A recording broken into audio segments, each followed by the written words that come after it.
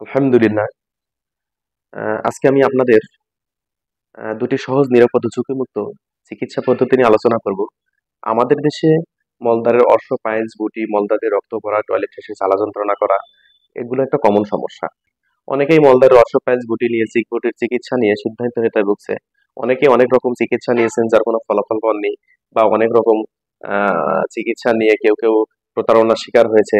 আমি তাদের জন্য দুটি সহজে নিরাপদ চিকিৎসা পদ্ধতি নিয়ে আলোচনা করব। প্রথমে আমরা জেনে আসি পাইলস অপারেশন কি কি পদ্ধতিতে হয়ে থাকে।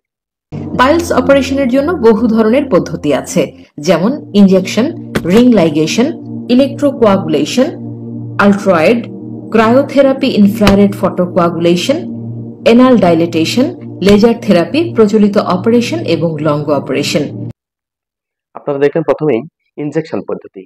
এই ইনজেকশন পদ্ধতিটা হচ্ছে স্ক্লেরোথেরাপি, যাকে বলা হয় স্ক্লেরোথেরাপি। এর জেনেরিক হচ্ছে aluminium potassium sulphate and tannic acid injection for হিমোরয়েডস।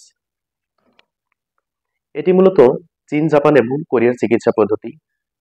তারা তাদের রোগীদের জটিলতার কথা চিন্তা করে, মলদ্বারের মতো জায়গায় অস্ত্রোপচারের কথা চিন্তা করে, যেন পরবর্তীতে না হয় ব্যথা, জ্বালা যন্ত্রণা যেন না হয়, সেদিকে লক্ষ্য রেখে চীন প্রথমে 1971 সালে এটি তৈরি করলেও 1979 সালে তাদের সরকারিভাবে চিকিৎসা কার্যক্রম চালু করে, এবং 1998 সালে জাপান এবং কোরিয়া এটা নিয়ে পরীক্ষামূলক কার্যক্রম শুরু করলেও 2005 সালে তাদের দেশও সরকারি ভাবে এই চিকিৎসা শুরু হয়। এবং এটি সব থেকে বড় কথা হচ্ছে চীনে এদের এই পাইলস চিকিৎসা ব্যবস্থা তাদের জাতীয় চিকিৎসা ব্যবস্থা। এবং 2005 সালের পরবর্তীতে তারা কোরিয়া এবং জাপান আলট্রা সংযুক্ত করে 2007 সালে কোরিয়ার টরি ফার্মাকোলজি নামে এক বাণিজ্যিক প্রতিষ্ঠান সারা বিশ্বে তারা বাণিজ্যিকভাবে এর বাজারজাত করে আসতেছে। তাদের এই ইনজেকশন পদ্ধতিতে রোগীদের তৃতীয় এবং চতুর্থ ডিগ্রির যে পাইলস গুলো, অর্থাৎ মলদ্বারের মধ্যে যে পাইলস গুলো বের হয়ে আসে, অর্থাৎ চর্বির মতো বের হয়ে আসে চতুর্থ ডিগ্রি বা তৃতীয় ডিগ্রি পাইলস গুলা, এগুলো খুব অনায়াসে ঝরে পড়ে, যার কোনো রক্তপাত এবং ব্যথা, জ্বালা যন্ত্রণা ছাড়াই। এবার আমরা আসি দ্বিতীয় চিকিৎসা পদ্ধতি। দ্বিতীয় চিকিৎসা পদ্ধতি হচ্ছে ন্যাচারোপ্যাথিক চিকিৎসা বিজ্ঞানের কাসারা কার্মা মেডিসিন। ন্যাচারোপ্যাথিক চিকিৎসার কাসারা কার্মা হচ্ছে ইউনানি আয়ুর্বেদিক চিকিৎসা বিজ্ঞানের নন সার্জিক্যাল পদ্ধতি। এটি কয়েকটা উদ্ভিদের সমন্বয় তৈরি।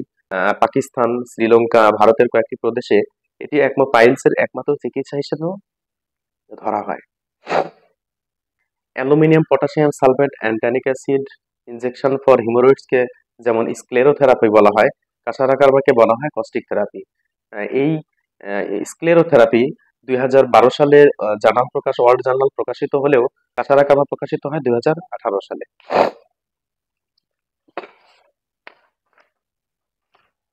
বিশেষ করে কাসারা কার্মা মূলত মলদ্বারের বাহিরের, অর্থাৎ এক্সটার্নাল যে পাইলস অর্থাৎ গুটি থাকে, এইগুলো আঁচিলের মতো খুব সুন্দরভাবে শুকিয়ে ঝরে পড়ে যায়, যেগুলা জ্বালা যন্ত্রণা, ব্যথা, রক্তপাত ছাড়া অস্ত্রোপচার করতে হয় না।